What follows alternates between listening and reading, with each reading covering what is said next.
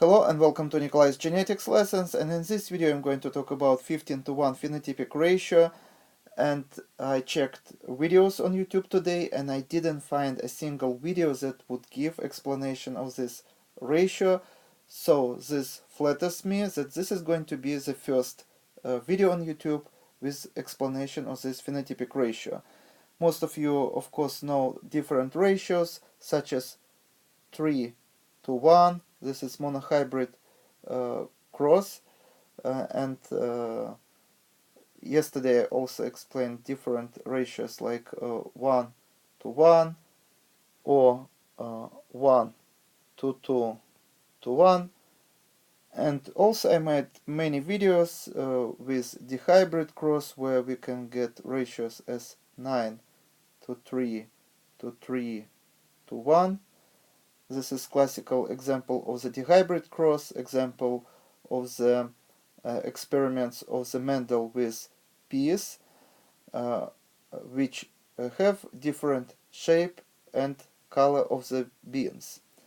So today we are going to talk about this unusual phenotypic ratio, how we can get it, and we will start with classical dihybrid cross. Imagine that one, say, plant has a genotype capital A small a and capital B small b, and we cross with another parent that belongs to the same genotype capital A small a and capital B small b.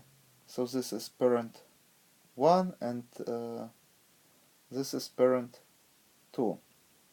So when we cross two such parents, we can get following gametes. Gametes are sex cells that has haploid number of chromosomes and of course genes. So the first variant of the gamete of the parent 1 would be allele A and B, dominant allele A and B. So this is first variant AB. Second variant would be capital A and small b, capital A and small b. Third variant would be small a and capital B, small a and capital B. And the last variant would be small a and small b. So small a and small b. And parent 2 would also produce the same gametes because genotype is also the same. So we can list these gametes here on the side.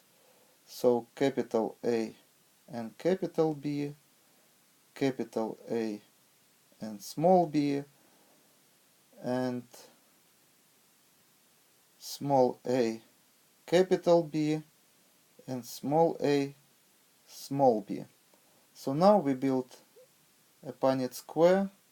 It's going to be 4 by 4 boxes.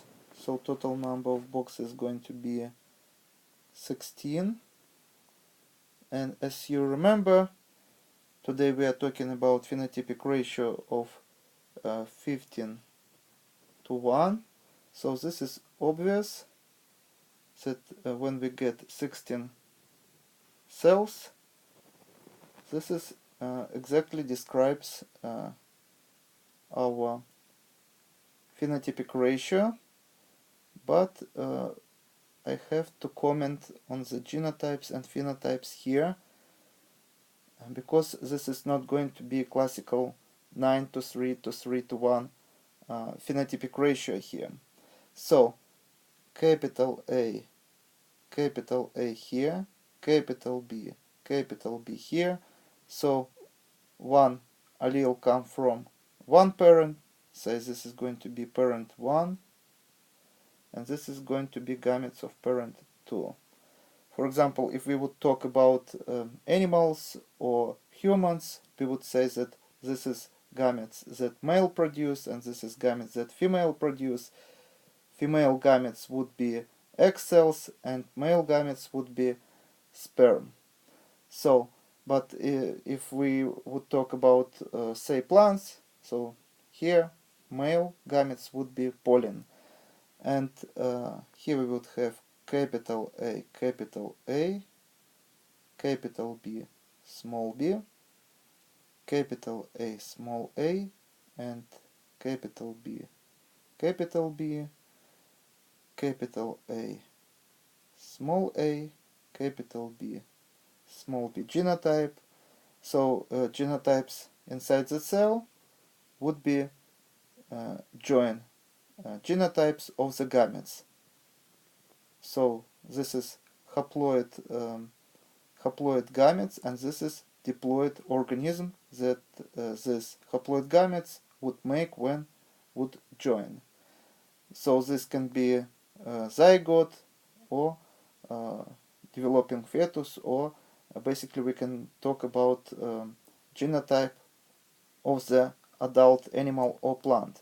So in next column we would have capital A, and capital B, small b, capital A, small b here, capital A, small a, capital B, small b here, and capital A, small a, and small b here. Next column, capital A, small a, capital B, capital B, capital A, small a, and capital B, small b, small a, and capital B, small a, and capital B, small b, and last column, so capital A, small a, and capital B, small b, capital A, small a, and small b, small a, capital B, small b, and small a, small b, small b. Now looking at this table, do you notice something interesting?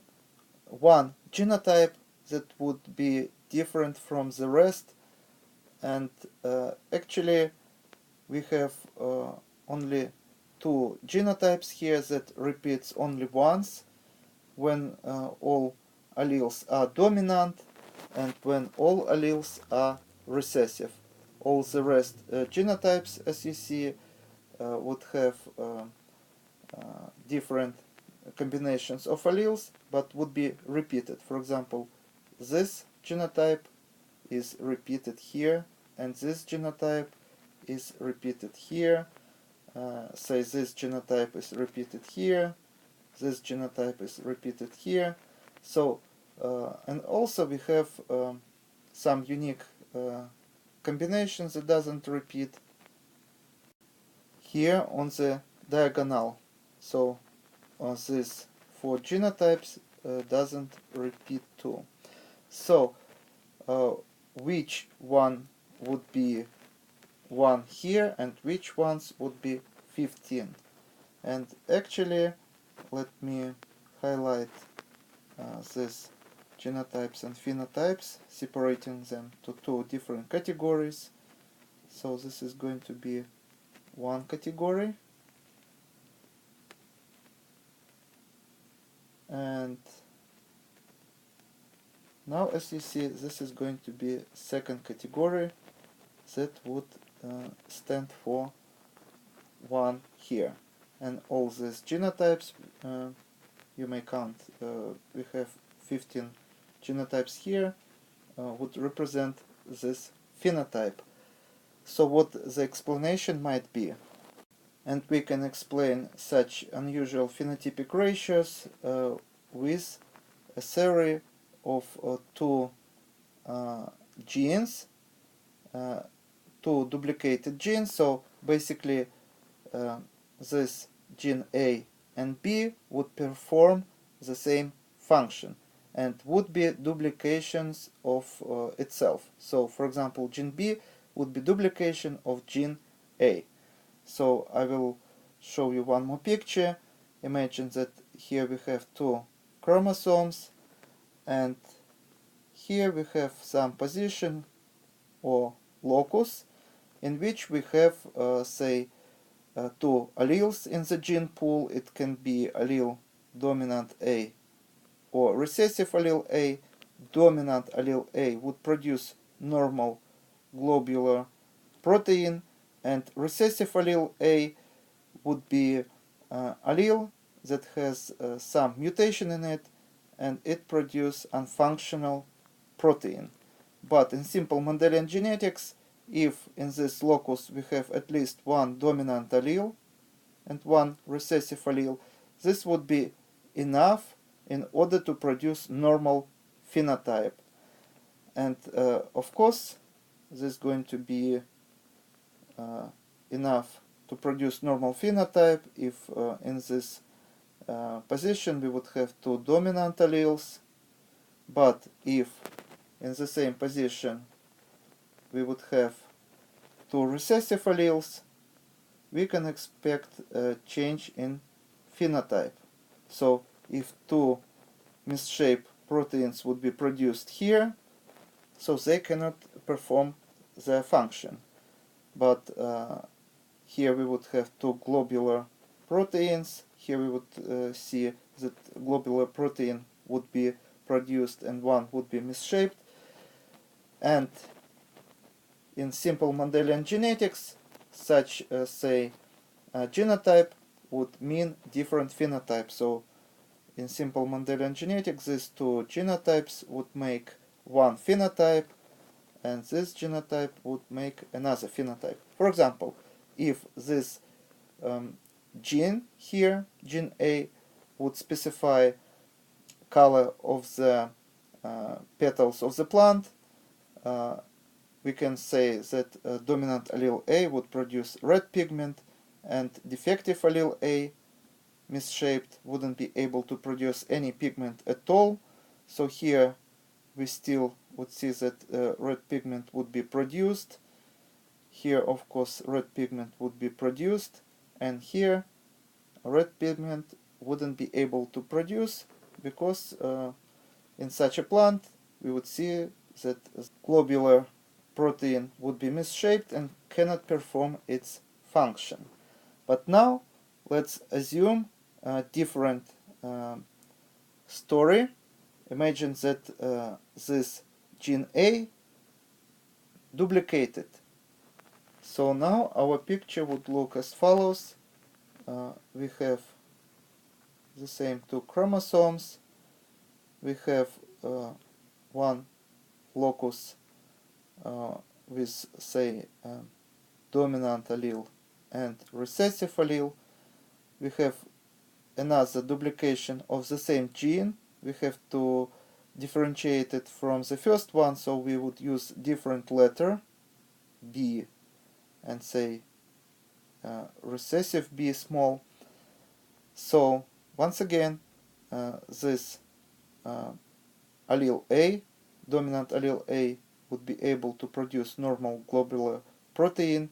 Allele B also would be able to produce globular protein, and this recessive allele A would be misshaped, and recessive allele B would be misshaped.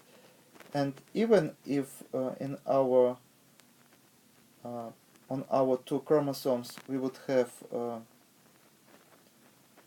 three defective alleles, for example, recessive allele B here, recessive allele B here, recessive allele A here, and would have only one dominant allele A here, which produce normal globular protein, we still would be able to get red pigment here.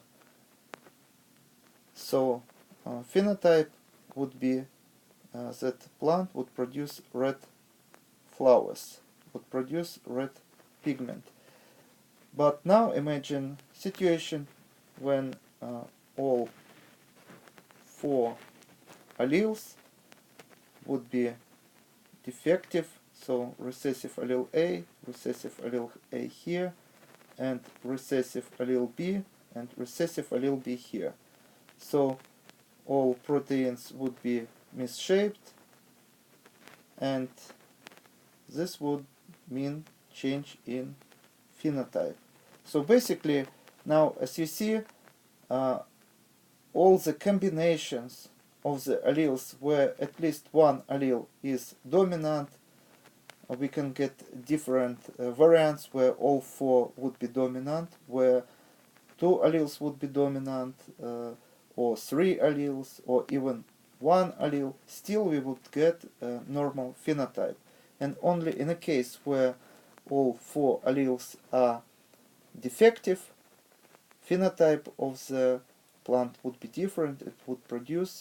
It wouldn't be able to produce red pigment, and that means that color of the flowers would be white. Once again, when we return to our table here, as you see, this genotype would produce normal phenotype. All four alleles would be normal, no defective alleles, but here we would see three alleles that would produce normal pigment and one would be defective, and here we would see three normal alleles that would produce red pigment and one defective. Here we would see two alleles that would produce normal enzyme or protein, and two would be defective. So anyway, any of these genotypes here, when they have at least one dominant allele, would produce normal phenotype. This of course can be grades of the red. For example, when plant would have all four dominant alleles functional, this plant can produce more red pigment in comparison when only one normal allele would be present. So phenotype can be red, but can be shadow of red, so can be more on the light side. If you think that all our genes represented in one copy, this is not correct. Couple examples would be hemoglobin, that would make our red blood cells. As you remember, hemoglobin has two kinds of proteins, alpha and beta, which is the same protein but with slightly changed. So hemoglobin is example of the duplication of the same allele of the same gene that would produce two different kinds of alleles. And another example would be our tRNA. As you remember, we have 20 amino.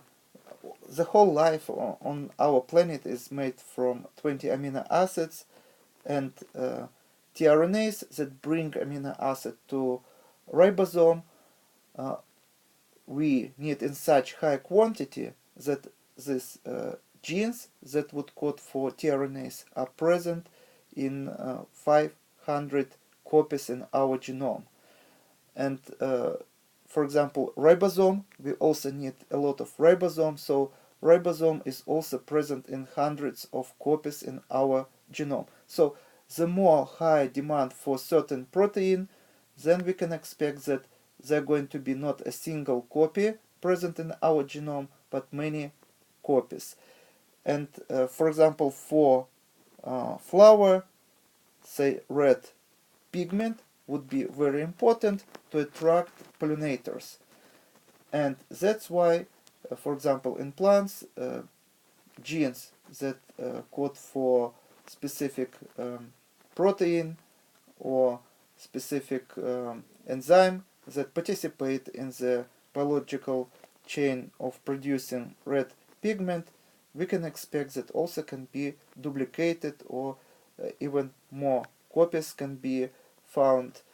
And this is very important. Actually, it's so important that new genetic project is funded by US government that is called HAP-MAP project, where copy number is research how we humans differ from one to another one depending on our copy number of different sequences, not necessarily whole genes, but certain sequences. For example, Fragile X chromosome syndrome is caused by expansion of the sequence that is CGG.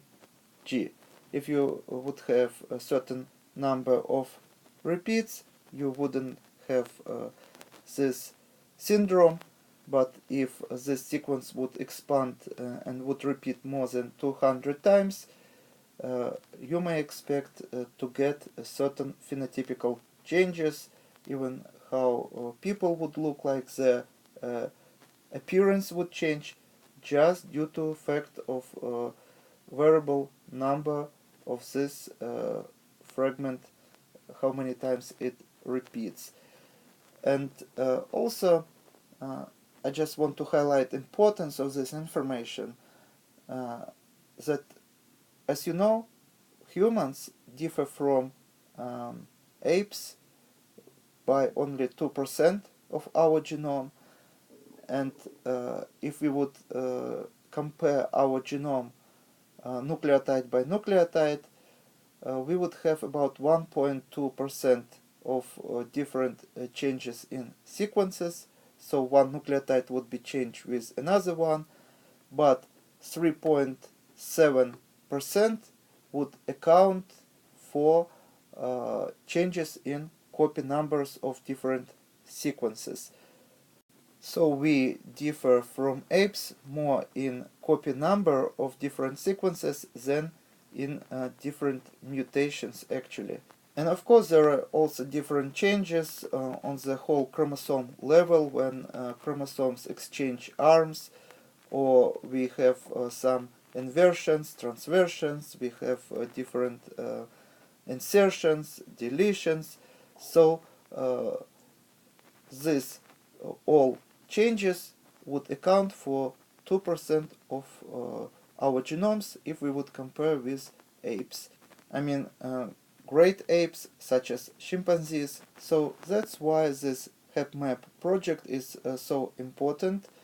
And also I read an article recently which described a research that showed that people of the European descent may be more prone to be obese due to different copy number of certain sequence in comparison with Asian people. So this is all for today. Thank you for attention. Please subscribe for my new videos that I post almost every day. Thumbs up if you like this video. Please write your comments, questions if you have any. And see you in the next video. Goodbye.